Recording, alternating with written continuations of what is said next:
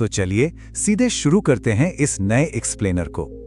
आज की इस चर्चा में हम एक ऐसी पावरफुल केस स्टडी ब्रेकडाउन करने वाले हैं जो डायरेक्टली हिट करती है नए इन्वेस्टर्स के सबसे बड़े साइकोलॉजिकल ट्रैप को। हम बात कर रहे हैं एक ऐसे इमोशन की जो अच्छे और एक्सपीरियंस लोगों को भी मार्केट में गिरा देता है। जी हाँ, आज हम डिटेल में समझेंगे ट्रेडिंग फोमो को। Okay, let's dive into this.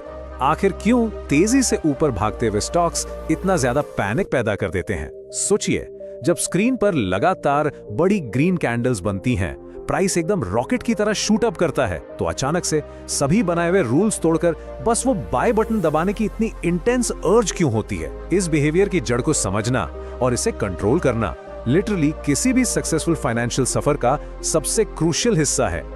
आगे बढ़ते हैं सेक्शन 1 पर, द फोमो ट्रैप, यानी एक इमोशनल ट्रेडिंग फेलियर की एनाटॉमी। इस इमोशनल फेलियर को हम आरव नाम के एक ट्रेडर की स्टोरी से समझते हैं। इमेजिन कीजिए, सुबह के 9:15 बजे हैं, मार्केट बस अभी खुली है और चार्ट बिल्कुल शांत है। फिर अचानक एक स्टॉक तेजी से स्पाइक करता है और ठीक उसी वक्त टेलीग्राम ट्रेडिंग ग्रुप्स में मैसेजेस की बारिश शुरू हो जाती है। रॉकेट चढ़ पड़ा, मिस मत करना, बिग ब्रेकआउट। ये जो बाहरी शोर है ना, ये सीधा दिमाग पर अटैक करता है।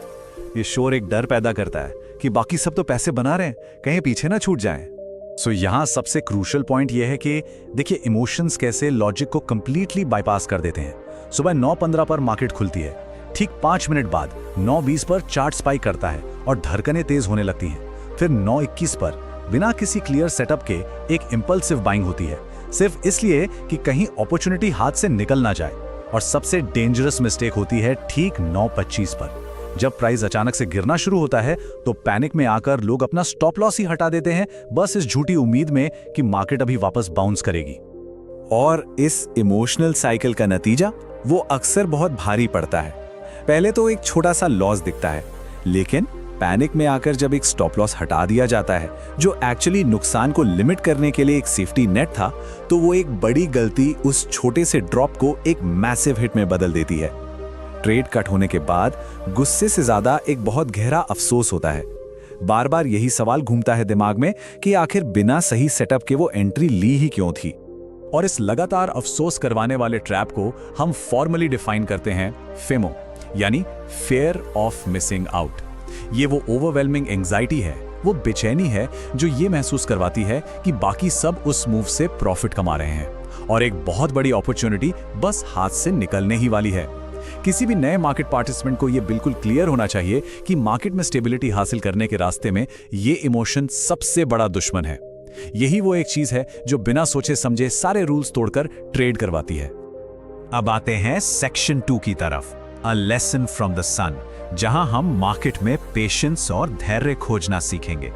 मार्केट बंद होने के बाद शाम को जब सब शांत होता है तो ढलते हुए सूरज को देखकर एक बेहद गहरा और प्रोफाउंड थॉट सामने आता है। ध्यान से सुनिएगा। सूरज कभी ये नहीं सोचता कि कोई और पहले चमक गया, वो अपने टाइम पर आता है। एंड दिस ब्रिलियंटली इलस्ट्रेट्स कि मार्केट में पेशेंस कितना जरूरी है। दूसरों को जल्दी प्रॉफिट बनाते देखकर पैनिक करना बिल्कुल बेकार है, क्योंकि एक अच्छे सेटअप का फाउंडेशन जल्दी रिएक्ट करने में नहीं, बल्कि सही वक्त का शांति से इंतजार करने में छिपा होता है। लेकिन देखिए, मार्केट रोज एक नई परीक्षा लेती है। अगले दिन स्क्रीन के सामने बैठते ही फिर वही एग्जैक्ट सिचुएशन बनती है। एक और स्टॉक बिल्कुल उसी तरह तेजी से ऊपर भागता है। टेलीग्राम पर फिर से वही शोर मचता है, jump in, last chance. Temptation वापस आ चुकी है और बेचैनी फिर से बढ़ रही है।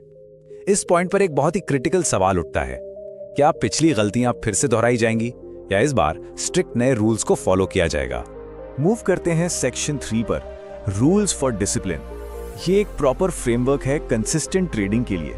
Now what's really interesting about this slide is कि इस बार उस टेम्पटेशन को हैंडल करने के लिए एक सॉलिड फ्रेमवर्क और स्ट्रिक्ट रूल्स एक शील्ड की तरह काम आते हैं। जब हाइप वापस आती है ना, तो इमोशंस को बीट करने के लिए सिर्फ बनाए हुए रूल्स ही सबसे बड़ा हथियार होते हैं। आरएफ के नए रूल्स बिल्कुल सिंपल थे।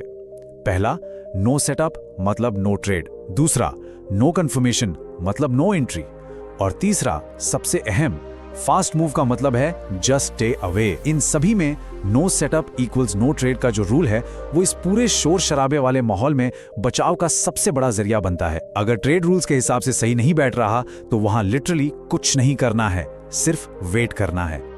और जब बिना तोड़े इस डिसिप्लिन को स्ट्रिक्टली फॉलो किया जाता है तो लॉन्ग टर्म रिजल्ट्स मैजिकली बदल जाते हैं। ठीक 3 महीने बाद की सिचुएशन देखिए। अब वहां ना तो प्रॉफिट्स के कोई वाइल्ड क्रेजी जंप्स थे और ना ही कोई डेवास्टेटिंग लॉसेस। वहां सिर्फ एक चीज थी, स्टेबल प्रॉफिट और एक स्टेडी अकाउंट ग्रोथ। ये क्लियरली प्रूव करता है कि मार्केट में शांति और डिसिप्लिन एक वाइल्ड रोलर कोस्टर राइड को एक प्रेडिक्टेबल और स्मूथ जर्नी में बदल देते हैं। आखिर में आते हैं सेक्शन 4 पर, द स्टेडी ट्रेडर, जहां हम लॉन्ग टर्म कंसिस्टेंसी के माइंडसेट को समझेंगे। Let's move to this comparison और देखते हैं कि ये पूरी फिलॉसफी कैसे बिल्ड होती है। ये कॉन्सेप्ट बिल्कुल क्लियर होना चाहिए कि मार्केट का हर बढ़ता हुआ मूव पकड़ने के लिए नहीं होता। एक फोमो ट्रेडर की प्रॉब्लम ये है कि वो हमेशा हर एक बड़े मूव की रेस में भागता रहता है। वहीं उसके बिल्कुल ऑपोजिट एक डिसिप्लिन ट्रेडर बाहर बैठकर बहुत ही पेशेंटली वेट करता है ताकि वो सिर्फ और सिर्फ अपने सही मूव को कैच कर सके। एक डिसिप्लिन इन्वेस्टर का पूरा ध्यान मार्केट की नॉइज को इग्नोर करके अपनी हाई प्रोबेबिलिटी सेटअप्स पर होता है। जीतने के लिए तेज होना जरूरी नहीं है, सही वक्त पर सही डिसीजन लेना जरूरी है। ये लाइन इस पूरे एक्सप्लेनर का कोर थीसिस है। देखिए, ये एक बहुत बड़ा मिथ है कि मार्केट में जीतने के लिए सबसे पहले और सबसे फास्ट रिएक्ट करना पड़ता है। असल सच्चाई ये है कि ट्रू कंसिस्टेंसी एक कैलकुलेटेड टाइमिंग और क्लियर लॉजिक से आती है, ना कि आसपास के शोर से पैदा हुए फ्रेंटिक घबराहट भरे रिएक्शन से। तो चलिए इस चर्चा को एक बेहद सच्चे और पावरफुल थॉट के साथ कंक्लूड करते हैं। फोमो तुम्हें मौका नहीं देता, फोमो तुम्हें फंसाता है। ये एक ऐसी वार्निंग है जिसे मार्केट में उतरने वाले हर नए इन्वेस्टर को हमेशा याद रखना चाहिए। तो जब अगली बार स्क्रीन पर कोई चार्ट रॉकेट की तरह भाग रहा हो और टेलीग्राम पर शोर बढ़ने लगे तो ट्रेड लेने से पहले एक कदम पीछे हटकर यह विचार करना जरूरी है, क्या वो सच में एक अपॉर्चुनिटी है या सिर्फ इमोशंस का बनाया हुआ एक ट्रैप। सोचिए इस बारे में।